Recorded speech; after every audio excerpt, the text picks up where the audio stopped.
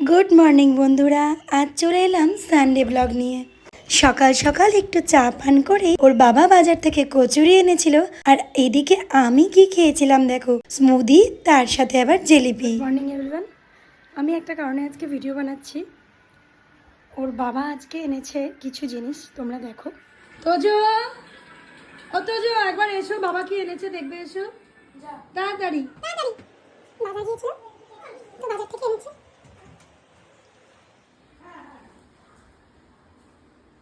কি কিছু বলো? এটা কি? কত খুশি দেখো। আরো এগুলো তোমার পছন্দ? হ্যাঁ। ওরে বাবা, কত বড় হ্যাঁ বলছে, দুটো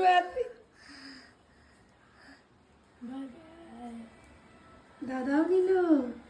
থ্যাংক ইউ। তুমি বাবাকে কিছু বলো। হ্যাঁ, থ্যাংক ইউ বাবা।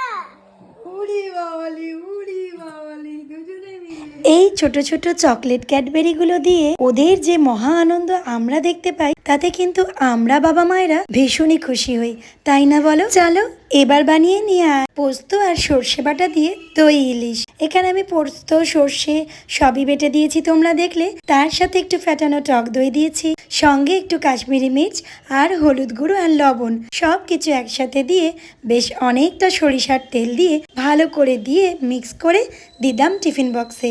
এবার টিফিন বক্সে ওপর থেকে দিয়ে দিলাম মাছগুলো, তারপর আবারও একটু কাঁচা লঙ্কা আর সর্ষের তেল দিয়ে টিফিন বক্সের ঢাকনাটা বন্ধ করে বসিয়ে দিলাম একটা পাত্রের মধ্যে, যেখানে কিনা আমি গরম জল বসিয়েছিলাম। এরপর ঢেকে রাখলাম। ব্যাস কিছুক্ষণ পর ঢাকনা খুলে নিলাম, আমার দই ইলিশ ভাপা হয়ে গেল। এদিকে একটু পুজো সেরে নিয়েছি, আর চলো কি রান্না করছি তোমাদের দেখিয়ে দিই। এখানে আমি পেঁয়াজ রসুন ভাজা দিয়ে আলু ভাতে মেখেছিলাম আর ডাল করেছিলাম, আর এদিকে চিচিঙ্গে পোস্ত আর মাছ ভাজা, ইলিশ মাছের ডিম ভাজা, আর এই যে ভাপা ইলিশ। আর ওদিকে সাজিয়ে গুছিয়ে পাতটা আমরা বেড়ে নিয়েছি। আমার ছেলে আজকে জীবনে প্রথমবার আম কিনে নিয়ে এসছে আমাদের জন্য।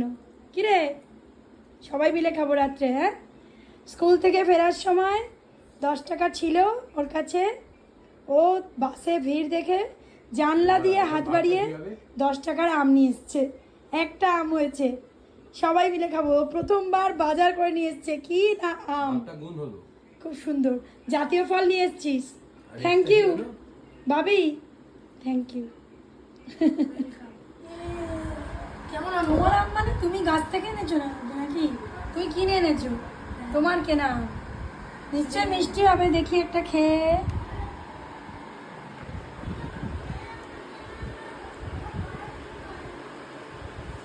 জীবনে প্রথমবার ফল কিনেছে, সেটা মিষ্টি। আজ তাহলে আসি, সবাই খুব ভালো থেকো, সুস্থ থেকো, টাটা।